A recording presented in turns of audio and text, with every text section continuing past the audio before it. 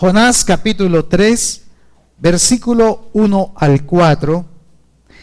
Y quiero que usted disponga su corazón como lo tiene y aún más, porque el Espíritu Santo ha colocado esta palabra para que el pueblo de Israel, o mejor en este caso, el pueblo de él, que es la iglesia, identifique en dónde estamos hoy y lo que está sucediendo y lo que Dios está mandando o está pidiendo. Dice el versículo 1, voy a leer la Reina Valera: vino palabra de Jehová por segunda vez a Jonás diciendo: levántate y ve a Nínive, aquella gran ciudad, y proclama en ella el mensaje que yo te diré. Y se levantó Jonás y fue a Nínive conforme a la palabra de Jehová. Y era Nínive ciudad grande en extremo, de 3 días de camino. Y comenzó Jonás a predicar por la ciudad camino de 1 día, y predicaba diciendo: de aquí, ¿a cuántos días? A 40 días, Nínive será destruida. ¿Quién la iba a destruir? Dios. Dios la iba a destruir. Y hermanos, voy a contarles 2 antecedentes para comprender por qué estoy leyendo esta palabra. La primera es la ciudad de Nínive. Nínive la descubrió en 1845. 1845. La descubrió el arquitecto francés Layard. Encontraron las ruinas de esta ciudad y con un diámetro de 3 kilómetros de ancha por 2 kilómetros de larga. Realmente era la ciudad antigua más grande que existió. ¿Se imagina? 3 días de camino para recorrer la ciudad. Era una ciudad bastante grande, una cosmopolita, como dicen por ahí, y estaba rodeada entre 2 ríos, entre el río Tigris y el río Éufrates, o también llamado el río Sap con Z. Y en la actualidad es donde se encuentra la ciudad de Mosul, en Irak. Y en ese momento esta ciudad de Mosul está sitiada o está gobernada por el grupo islámico ISIS actualmente. Y fue construida entre el año 600 y 700 antes de Cristo por el rey Sinaquerib, un rey asirio, un rey pagano. Nínive no era una ciudad judía, no era una ciudad cristiana, no era una ciudad que creía en Dios, era una ciudad totalmente pagana. Nada que ver con Dios, el Dios de Israel. Nada que ver. Y por el otro lado tenemos la historia de Jonás. Jonás fue un profeta de Dios, era israelita y nació en los tiempos del rey Jeroboam, el rey de Israel, entre el 783 al 743 antes de Cristo. Él nació en una ciudad llamada Gat Hefer, con H, y esta ciudad está ubicada aproximadamente a 29 kilómetros al norte de Nazaret, donde nació Jesús.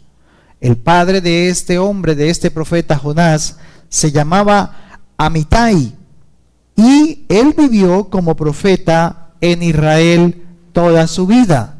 Y el nombre de Jonás significa paloma. Otros lo llaman y le dicen paloma de paz. Paloma.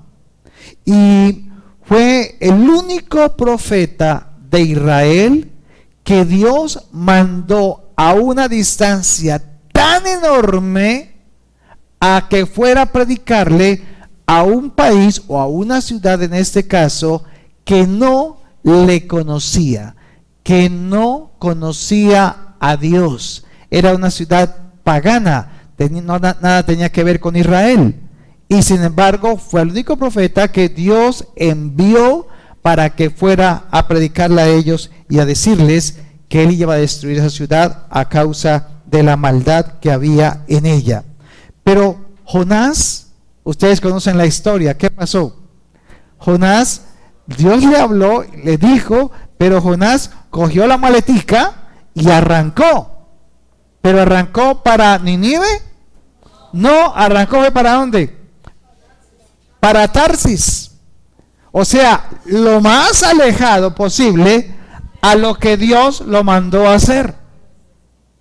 ¿Por qué Jonás actuaba así? Si era un profeta de Dios, si era un hombre que conocía de Dios, sabía la personalidad y conocía y tenía aún una intimidad con Dios, una relación con Él. Pero no, él coge la maletica y más bien se va para el otro lado para tratarse de alejar lo más posible de lo que lo mandó a hacer el Señor. Pero a causa de eso, entonces, ¿qué tuvo que hacer Dios? Pues hacer que un pez se lo tragara, dicen que es una ballena, y cuando Jonás a los 3 días despertó, ya estaba ¿en dónde? En Nínive.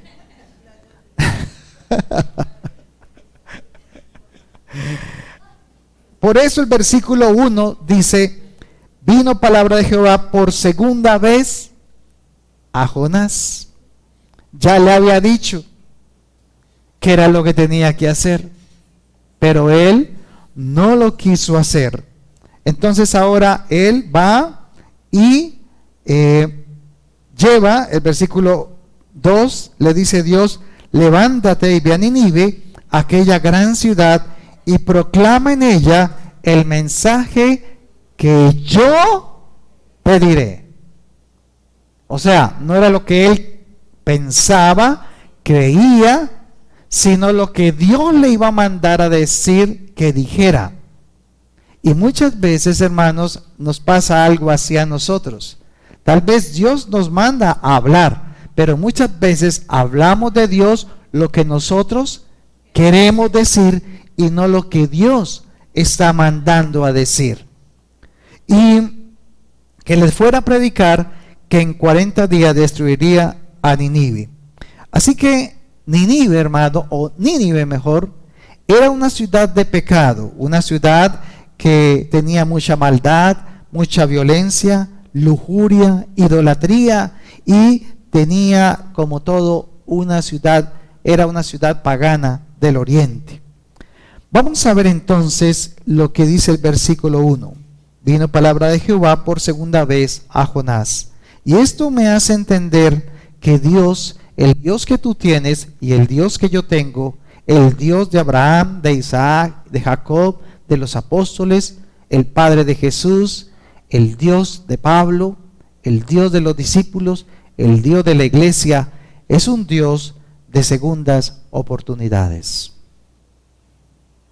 Y hoy el Señor nos habla y nos muestra que Él nunca cortará tu mano para decirte, llamarte y usarte para lo que Él ha determinado en tu vida.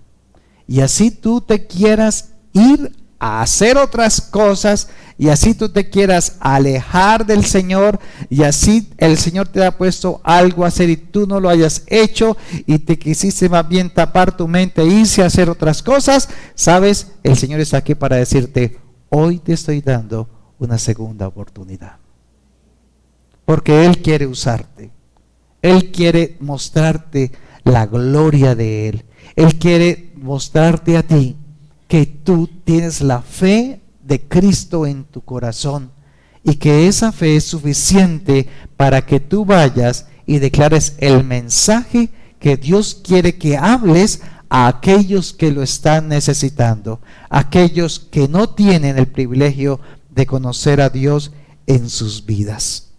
Y aunque Dios te ha mandado a hacer algo, ya lo ha hecho cuando te llamó, y tú no le hayas obedecido, Él está dándote esta segunda oportunidad, y sabes, te va a dar la tercera, y te va a dar la cuarta, y te va a dar la quinta, porque Dios es un Dios de amor. Y tal vez tú has estado preocupado, resentido, angustiado o angustiada, y podrías sentirte triste y tal vez no quisieras nada en tu vida.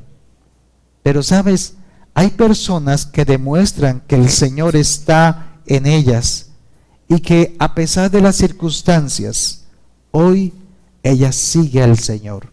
Un ejemplo de ello es nuestra hermana Esperanza Marín, la cual perdió su hermana hace 2 días. Ella falleció a causa de un cáncer y les estuvimos acompañando allí en la velación, estuvimos allí orando. Me gustó mucho la canción que cantaron, porque la que cantaron fue: Él no pereció, dejó la tumba vacía.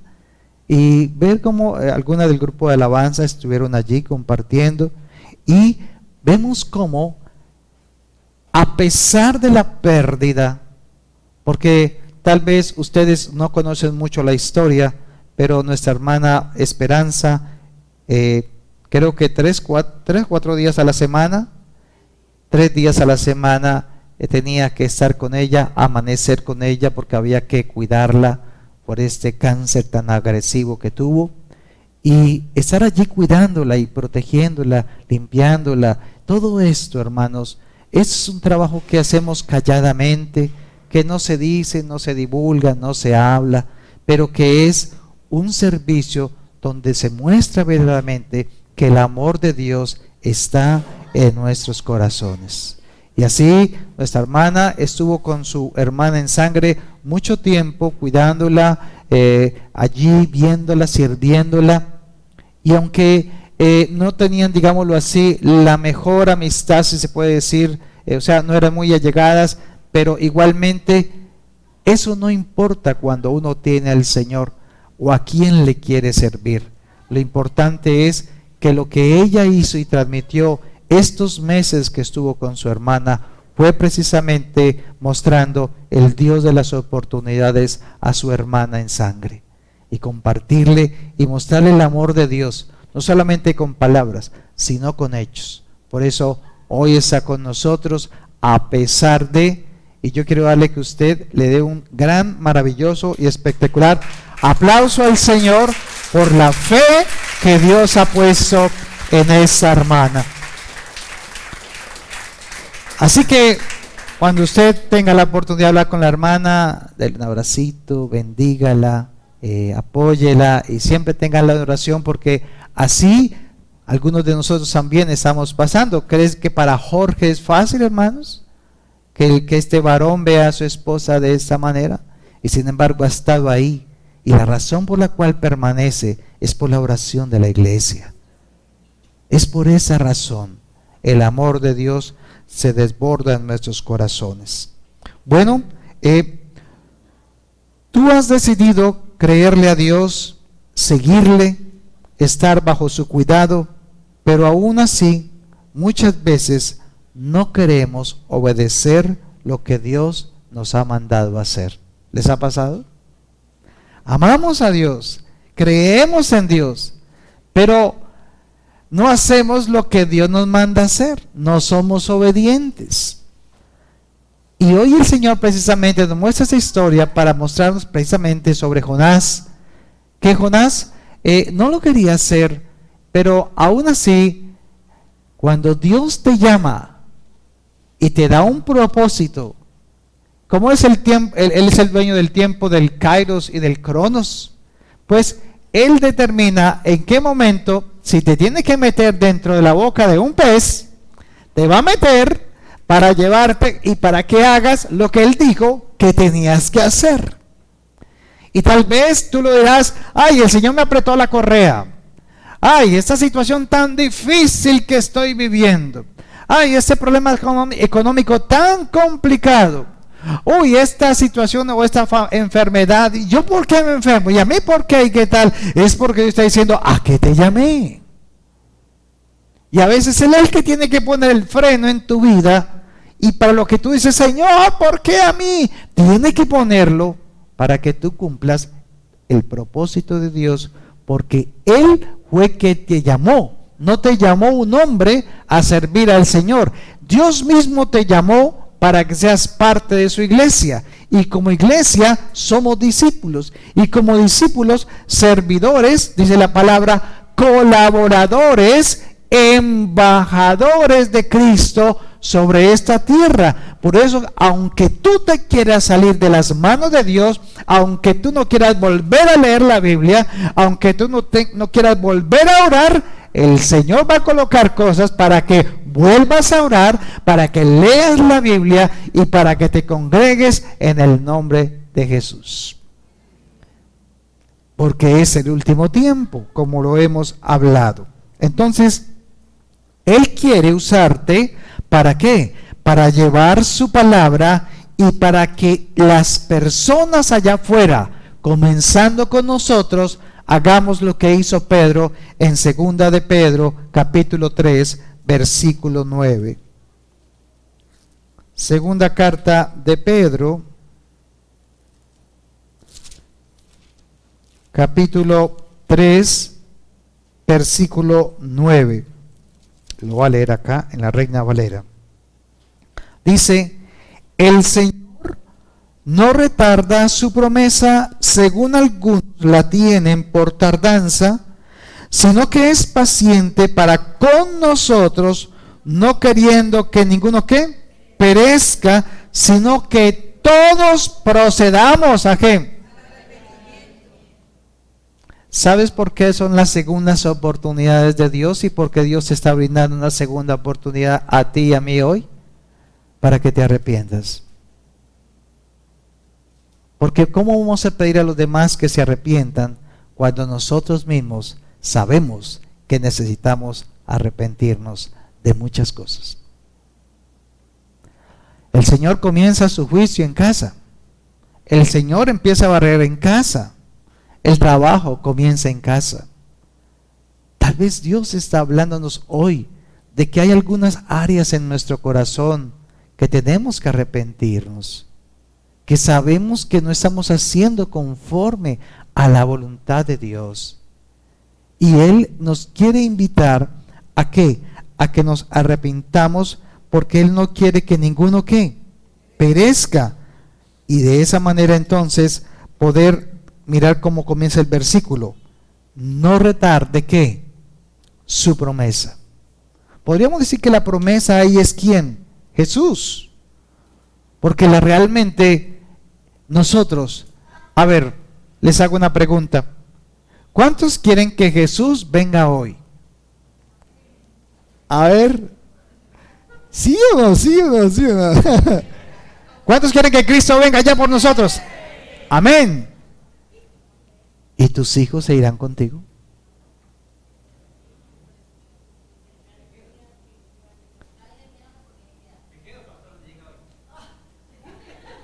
¿Dios quiere que tú te vayas con Él y que su cónyuge se quede? No. ¿Y tu hermano, tu hermana, tu primo, la familia? Dios no quiere que ninguno se pierda. Entonces, ¿quién está deteniendo que Jesús venga? La misma iglesia. Porque Él ya dijo lo que Él quiere.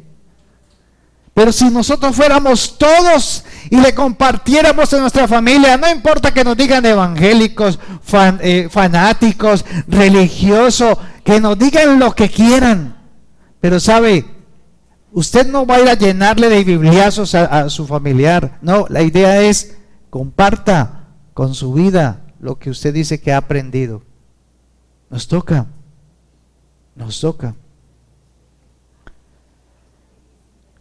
Es muy difícil, como dice mi esposa.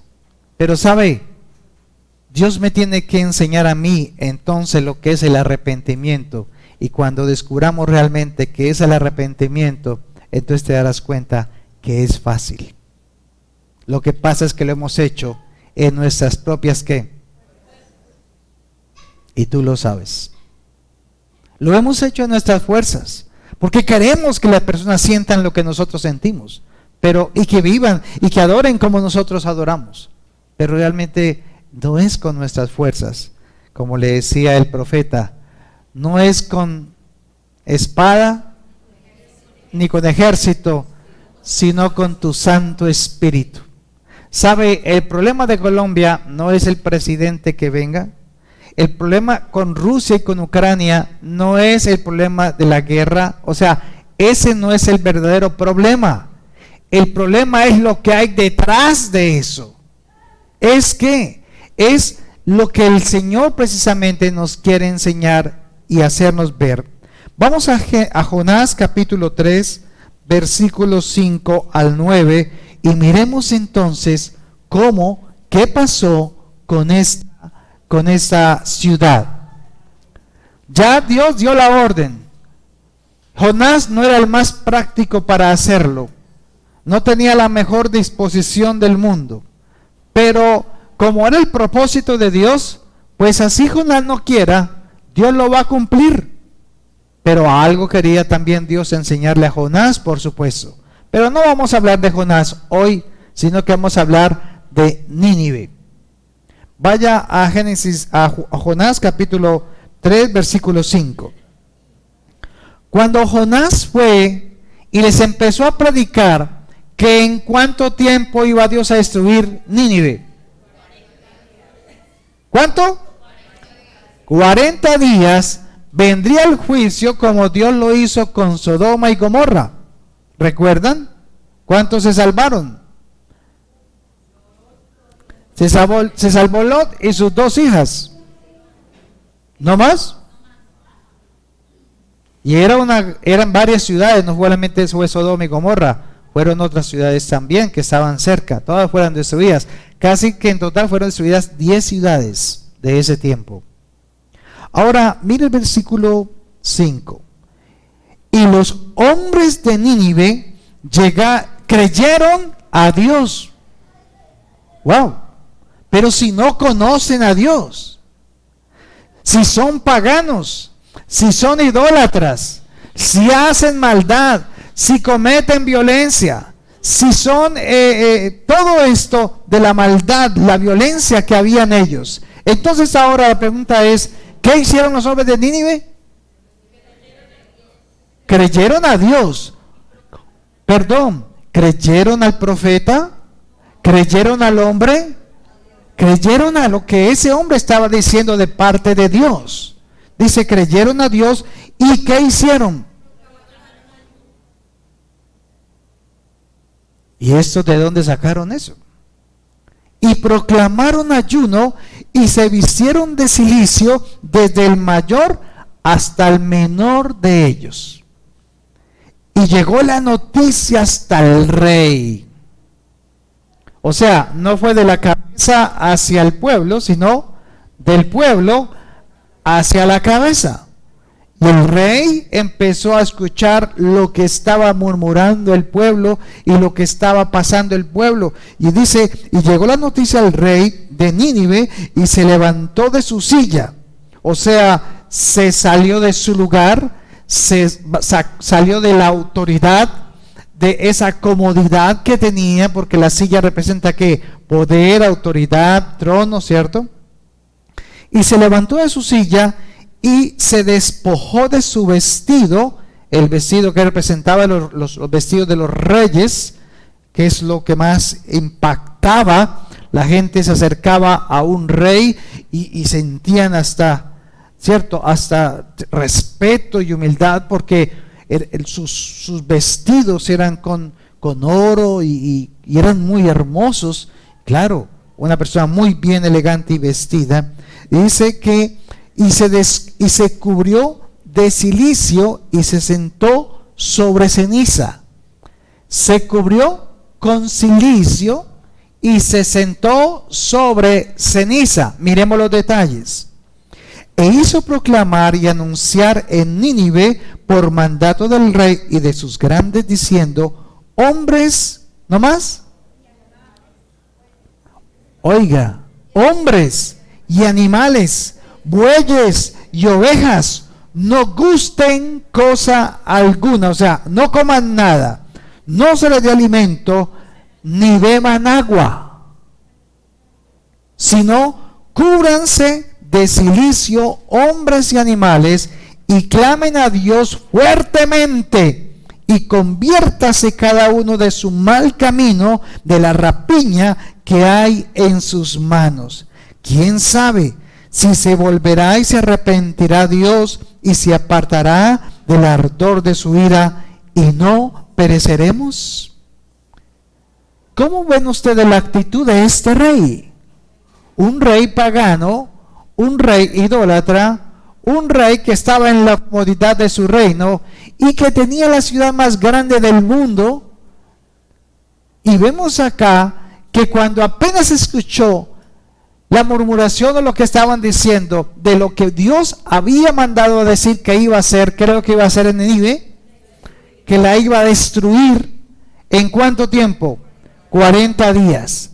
La palabra no lo dice, no está escrito, pero dice que cuando los hombres escucharon esto, empezaron a ¿qué?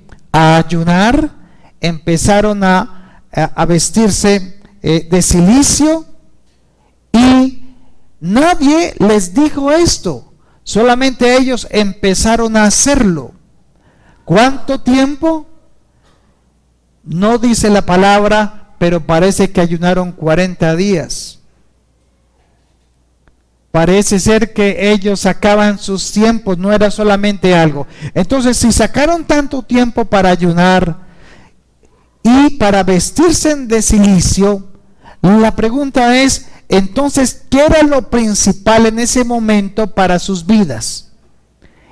El obedecer, el volverse a Dios, el reconocer su condición, o seguir viviendo común y corriente. Bueno, en 40 días te la va a destruir, entonces trabajamos 40 días más duro. No, ¿qué hizo la gente? Se volvió ¿de qué? De hacer lo que hacían para apartarse para el Dios vivo, para estar en ruego, súplica, clamor, porque ellos tenían familia, ellos tenían trabajos, ellos tenían propiedades, tenían animales, tenían muchas cosas, pero lo más tremendo de todo es que no querían morir.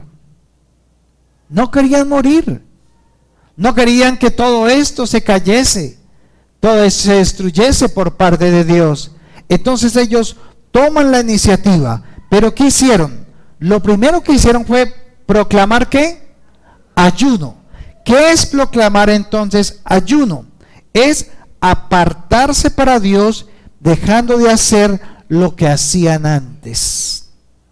O sea, el ayuno no es aguantar hambre, el ayuno no es hasta qué horas, no, el ayuno no se trata de esas cosas. El ayuno es apartarme para Dios, para escuchar lo que Él dice, escuchar su voz, pero también dejar de hacer lo que estoy haciendo. O sea, un ayuno trabajando, pues difícilmente funciona. ¿Por qué? Porque no estamos escuchando la voz de Dios, no estamos yendo a la palabra, no estamos meditando. Pero este pueblo lo hizo. Lo segundo que el pueblo hizo fue vestirse ¿de qué? De cilicio. El cilicio es una tela en la antigüedad, una tela oscura, gruesa, áspera, tejida con pelo de camello o de cabra. Por lo tanto, el ponerse ese vestido, esas vestiduras, y caminar o hacer lo que hacía, no solamente era pesada, sino que era como una lija, como la lija, así era. Y eso era imagínense eso que hace. Cuando usted camina, cuando usted se la pone, cuando usted se sienta, ¿cómo lo hace sentir? Incómodo. Y realmente la única manera de no sentir tanta molestia es estar parado. Porque caía el vestido, entonces por lo menos estaban parados. Pero apenas se sentaban o descansaban o se acostaban, inmediatamente no los podía dejar ni siquiera dormir. Entonces, ¿esto qué significa? Esto significa, el cilicio representa o simboliza estar en profunda tristeza y lamentación. El cilicio, vestirse del cilicio es sentir que lamentación y sentir profunda tristeza. ¿Cómo estuvo Jesús cuando murió Lázaro? Cuando vino donde Marta y donde María. Dice que él lloró en lo más profundo de su corazón. O sea que esto simboliza o representa que los tiempos de ayuno que estaba haciendo este pueblo por esta circunstancia que iba a ser Dios, les tenía que desacomodar de lo que eran, pero también les tenía que compungir su corazón. Lo tercero como tal es que el rey no solamente se cubrió de cilicio también, o sea, se quitó sus vestiduras de reyes, sus vestiduras reales, para colocarse el vestido de cilicio. Y aparte de eso, se sentaba sobre ceniza. Otros también lo que hacen es que cogen la ceniza y se la esparcían en la cabeza. Esa ceniza entonces, ¿qué representaba? La ceniza representa una señal de o un símbolo de luto, de tristeza y de arrepentimiento. Entonces, ¿cuántos tienen el vestido de cilicio puesto? ¿Cuántos se han echado en ceniza? ¿Usted en una iglesia hoy cogería y se echaría ceniza en la cabeza? No, ¿qué dirán? ¿Qué dirá la gente? ¿Qué hizo el rey de Nínive? El rey se despojó de sus vestiduras. ¿Sabe? Eso es lo más difícil que hay en la iglesia. Despojarnos de nuestra vanidad, de nuestra egolatría, de nuestro ¿qué dirán? Porque, ay no, yo por allá no voy. Todas estas cosas. Y aparte de ello, la ceniza, cuando se cometía una falta delante de Dios, era una señal de humillación. Y lo que recordaba realmente a nivel bíblico la ceniza era esto. Era decirle a Dios con la ceniza, aparte de todo lo demás, esa era mire que es una integral, son muchas cosas en el arrepentimiento, porque este pueblo está en proceso de arrepentimiento. Y la ceniza es, cuando se la echa, Dios dice en la palabra en Génesis 3 que le dijo a Adán cuando pecó: por cuanto obedeciste a la voz de tu mujer y comiste del árbol que te dije no comieses, maldita será la tierra por tu causa. Y dice también: polvo eres y al polvo volverás. Este polvo, que representa la ceniza, es una forma de mostrarle a Dios físicamente que somos polvo en sus manos. O sea, no somos ¿qué? Nada. Porque Dios, ¿de dónde hizo al hombre? Del polvo, no de la tierra, sino del polvo de la tierra. Y el polvo, ¿qué produce? Nada. Es que inerte. Por lo tanto, ¿qué es lo que realmente le querían decir a Dios con esta actitud? Realmente lo que se quiere decir es que no somos ¿qué? Nada delante de ¿quién? De Dios. Eso es humillación, humildad, sencillez de corazón. Y reconoce o significa el hombre abatido, el hombre humillado, el hombre caído, incapaz, impotente. Es esa actitud delante de Dios. ¿Se acuerdan a Job? Job lo que hacía, que echaba la ceniza en su cuerpo y en su cabeza. No soy nada. Es más, que decía Job, decía: Señor, que sea quitado del calendario el día de mi nacimiento. Por eso es que no hay 29 de febrero.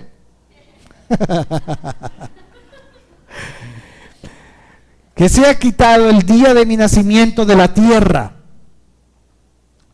porque soy como un trapo viejo delante de ti. Isaías decía, somos como trapos de ¿qué? De inmundicia delante de ti. ¿Y qué más pensar cuántas veces David también lo dijo?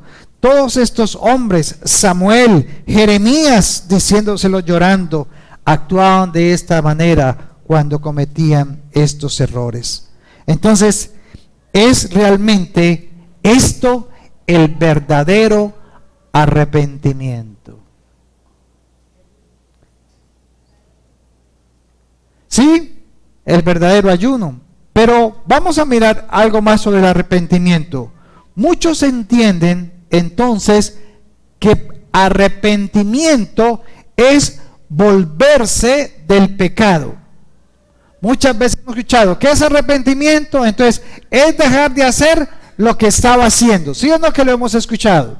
Es, iba para acá, pero ahora no, voy a cambiar mi rumbo y voy a hacer esto. Pero sabe, tenemos que madurar más en el arrepentimiento. No es solamente eso, porque usted ya vivía por el mundo, iba por el mundo por acá, iba del mundo por acá, pero un día usted conoció de Dios, el Señor se lo encontró y entonces ya usted dijo, ahora voy a seguir al Señor, ya no voy a hacer eso, pero voy a seguir por acá en la iglesia. Pero aunque usted está en la iglesia, usted sigue cometiendo los mismos errores.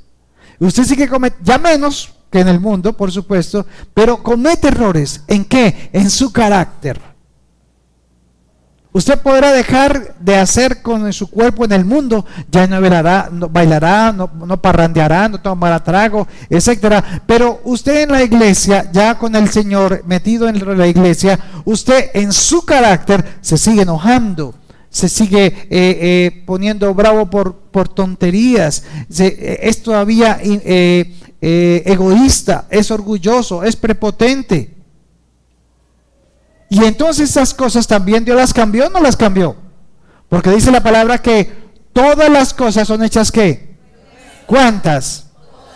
¿En usted han cambiado todas?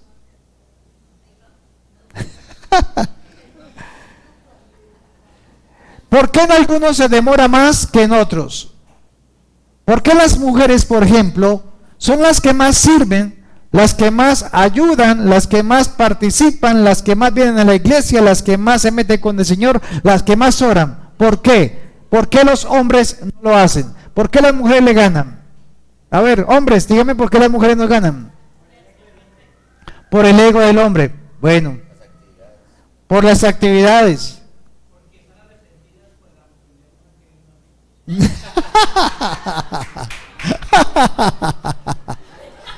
Por culpa de la mujer, por culpa de la mujer.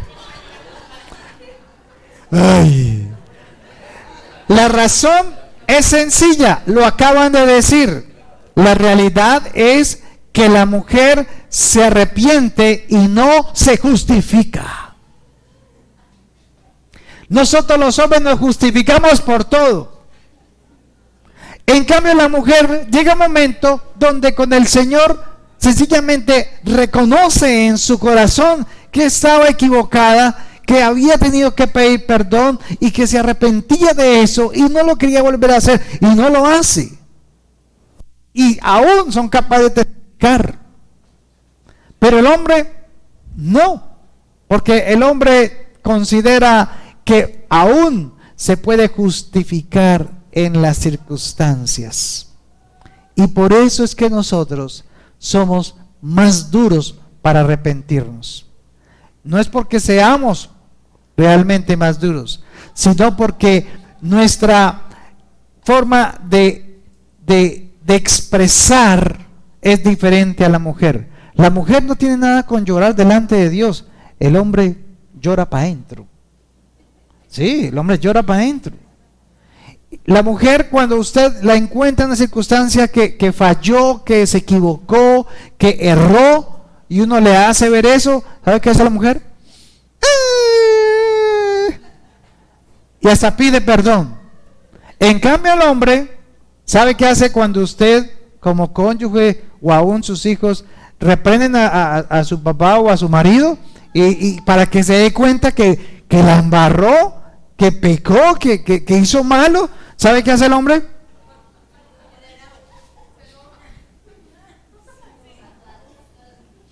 Y entonces levanta la voz y calla a todo el mundo y acaba hasta con el nido de la perra, como dice, ¿qué tal?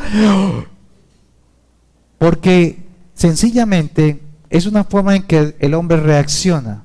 Pero cuando usted quiere que su hombre cambie, que realmente se dé cuenta de su error, confróntelo con Dios, no con usted.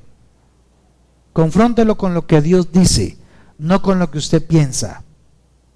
Porque el arrepentimiento, hermanos, muchas veces hemos entendido el arrepentimiento como volverse del pecado, cambiar de dirección. Pero la Biblia enseña de que arrepentirse es cambiar nuestra forma de pensar. Ese es el problema que tenemos. Queremos cambiar la actitud, pero no queremos cambiar la forma de pensar. Arrepentirse realmente es cambiar nuestra forma de pensar. ¿Qué decía Pablo en Romanos 12? A ver, los estudiosos. Romanos 12. Dejen de pensar como piensa este mundo, sino que ahora, ¿qué tienen que hacer? Cambien su manera de pensar. Transformen su manera de pensar.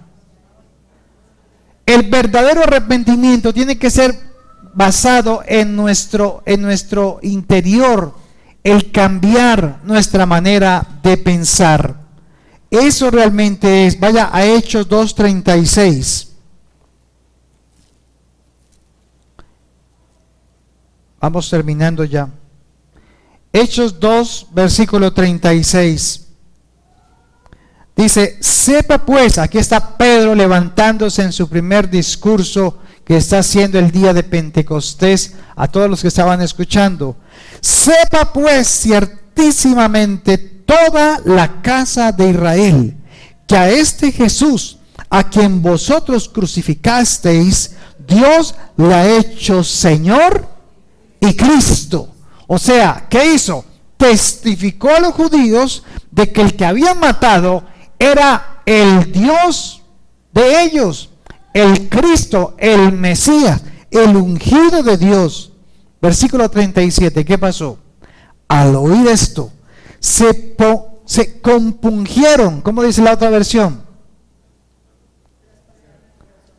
¿Traspasaron qué? El corazón de ellos. Aquí dice, compungieron de corazón y dijeron a Pedro y a los otros apóstoles, varones hermanos, ¿qué vamos a hacer entonces? ¿Qué tenemos que hacer? Ahora nos dimos cuenta que lo que hicimos estuvo mal.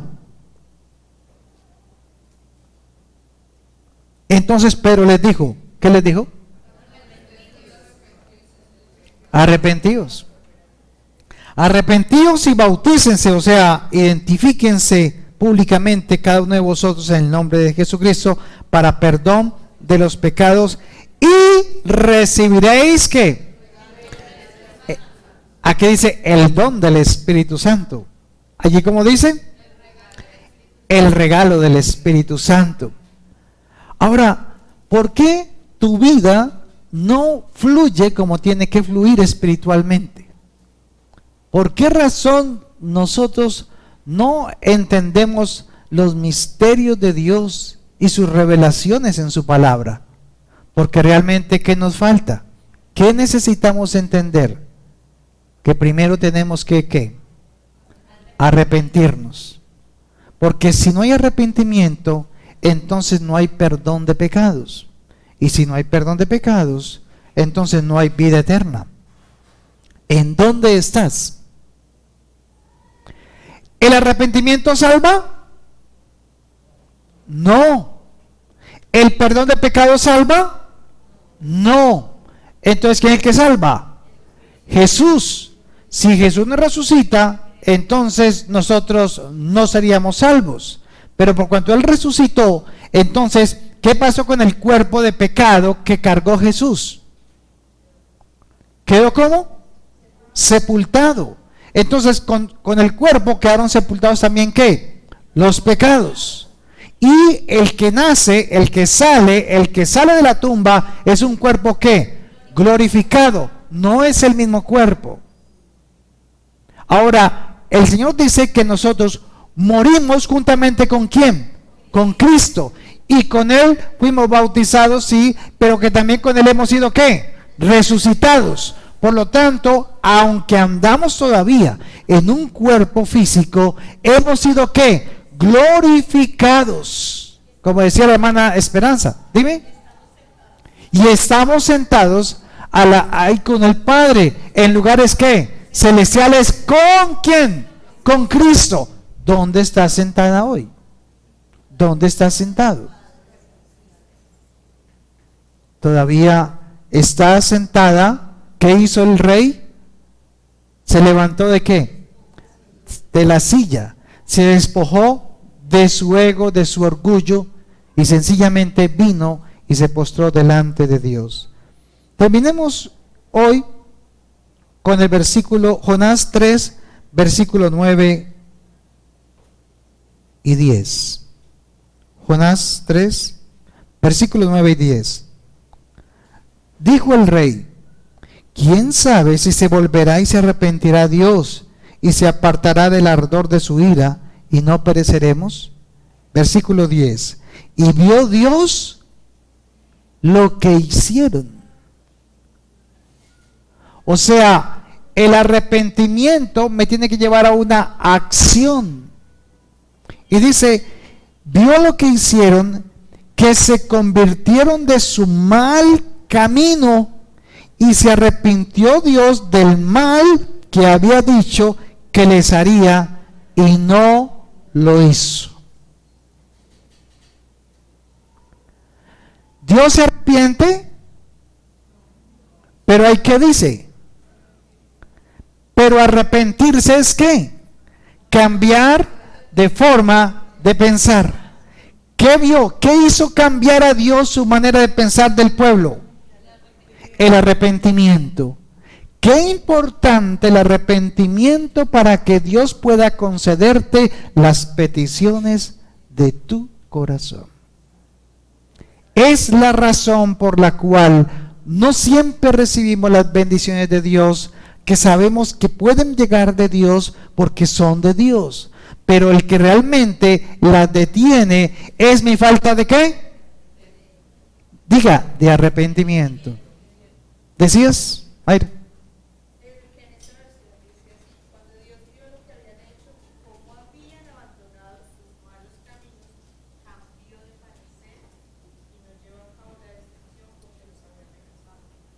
Cambió de parecer, cambió de forma de pensar cuando vio a su pueblo ¿qué? Arrepentido. ¿Cuáles fueron las primeras palabras que Jesús comenzó cuando comenzó a predicar el Evangelio? Arrepentidos y convertidos. Él le colocó algo más. No solamente es el arrepentimiento, sino que ahora tienen que ¿qué? Convertirse. El arrepentimiento es la primera, pero ahora tenemos que convertirnos. ¿En qué? ¿Convertirnos en qué? ¿En qué estaba esperando Jesús que se convirtieran? De sus malos caminos. ¿Sí ve lo sencillo?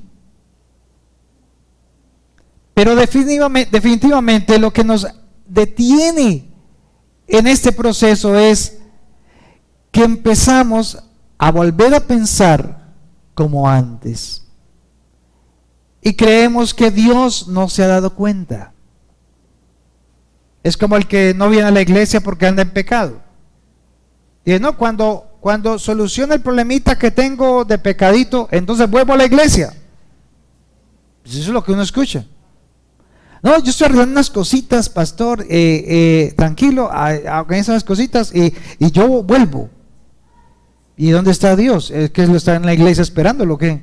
No, está ahí con Él, está viendo lo que está haciendo todo el tiempo. Entonces, ¿qué es lo que está esperando Dios? Que se arrepienta y ¿qué? Y se convierta. Y entonces, ¿qué va a hacer? Va a traer la bendición que necesitas para tu vida. Termino entonces con 2 de Crónicas 7:14. Entonces se va a entender ahora lo que Dios le estaba hablando a Israel en ese momento. Segunda carta o segundo libro de Crónicas, capítulo 7, versículo 14. Lo sabemos bien, ¿cierto? Vamos a ver si lo entendemos. Sí, vamos a ver, miremos todo lo que vimos del silicio, del polvo, de la ceniza, del vestido, del ayuno. Y dice acá, si se humillare mi pueblo, sobre el cual mi nombre es invocado, y oraren y buscaren mi rostro, y se convirtieren, ¿de qué? De sus malos caminos, entonces yo oiré desde los cielos, perdonaré sus pecados y sanaré su tierra. ¿Se da cuenta cómo se entiende de fácil ahora? ¿Qué le estaba pidiendo Dios a ese pueblo? Arrepiéntanse y conviértanse a mí. ¿Y yo qué voy a hacer? Sanaré su tierra y perdonaré sus pecados. ¿Sabe? Dios es lo que quiere hacer ese tiempo con la iglesia. Porque ¿cómo vamos a pedir que el mundo se arrepienta si la iglesia ni siquiera se ha arrepentido? ¿Hemos recibido a Jesús en nuestro corazón? Sí. ¿Tenemos la salvación? Sí. Pero no hemos pasado el proceso de la conversión. Es ahí donde fallamos. Es ahí donde veo a mi hermano y pues me enojé y yo pueda llegar donde él y dice, hermano, perdóneme, lo traté mal, hablé mal, lo grité, hice esto, hice lo otro. Es reconocerlo, es sencillamente dejar, despojarse, humillarse, soltarlo todo. No se preocupe, hágalo con su cónyuge, él no se la va a montar. ¿Por qué? Porque usted va con la autoridad de Dios. Y Dios entonces le dará a usted la gracia. Y su esposo o su esposa no se va a enojar más, ni lo va a tratar mal, ni la va a tratar eso. Al contrario, ¿sabe qué va a ser la gracia de Dios en esa persona? Perdóname tú a mí, porque yo sé que fui yo quien te falló. Pero tenemos que menguar, humillarnos delante de ti, de Dios. Y por eso, hermanos, el problema de Colombia no es la política. El problema de Colombia no es la política. La política es la imagen de lo que está sucediendo dentro de Colombia. El problema no son los políticos. El problema es dónde se criaron esos políticos. ¿Quiénes fueron sus maestros? ¿Quiénes fueron sus padres? ¿Qué faltaba en ese hogar? Ese país no lo va a arreglar un político. Ese país no lo va a arreglar el Senado o la Cámara de Representantes. A ese país lo va a arreglar es un verdadero arrepentimiento de las familias en las casas. Es allí donde nosotros tenemos que darle las herramientas a nuestros hijos para hacer el día de mañana política recta, para hacer labores y proyectos correctos. Entonces, el problema también en Colombia no es un problema físico, ni económico, ni político, es un problema espiritual. ¿Sabe por qué suben los malos gobernantes? Porque la iglesia no está ayunando, no está orando, no está intercediendo correctamente como Dios nos enseña. Queremos que los políticos se arrepientan, ¿sí o no? Pero nosotros no queremos arrepentirnos en nuestra casa cuando hacemos una política tan mala en nuestra propia casa, donde somos autoritarios, donde no somos democráticos. Aparte de ello, el problema de la guerra entre Rusia y Ucrania no es físico, es también que espiritual. Pero la iglesia no quiere ver esto y no quiere tomar la posición que debe tomar en este momento. Termino con Jeremías 4, 1 al 4, porque vamos a hacer una cosa ya acá. Estamos a tiempo, son las 11:10. Jeremías 4, versículo 1 al 4. Les voy a mostrar la guerra de Rusia y Ucrania en la Biblia. Dice así, gracias.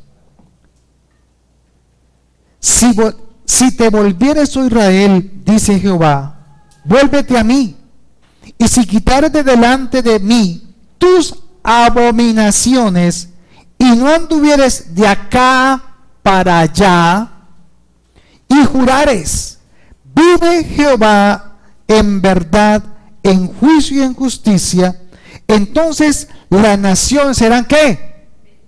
Benditas en él, y en él se gloriarán. Mire la promesa. Ahora, mire, porque así dice Jehová a todo varón de Judá y de Jerusalén, harad campo para vosotros, y no sembréis entre espinos, dice la palabra. Circuncidaos a Jehová, quitad el prepucio de vuestro corazón, varones de Judá y moradores de Jerusalén, no sea que mi ira salga como fuego y se encienda, y no haya quien la pague por la maldad de vuestras obras. Y sigue leyendo usted, si quiere, siga leyendo el versículo 5. Anunciad en Judá y proclamad en Jerusalén y decid, tocad trompeta en la tierra, pregonad, juntaos y decid, reuníos y entrémonos en las ciudades fortificadas. Alzad bandera en Sión, huid, no detengáis, porque yo hago venir mal, ¿de dónde? ¿Y quebrantamiento qué? Entonces, ¿qué es lo que está pasando en Rusia y en Ucrania? Ese es el país del norte en la Biblia. Va a usar a este país ¿para qué? Para quebrantar. ¿Pequeño o grande? Grande. A causa de que su pueblo no ¿qué? No se arrepiente y no se convierte. Eso es lo que tenemos que proclamar. El arrepentimiento.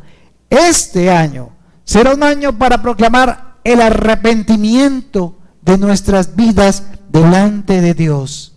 Y hoy es ese primer paso, nosotros como iglesia y como familia.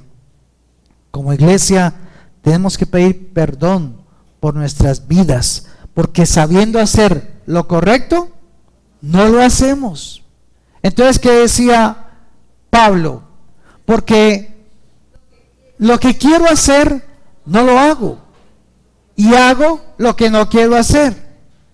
Y entiendo que es que en mí hay algo que me lleva a hacer lo que no quiero.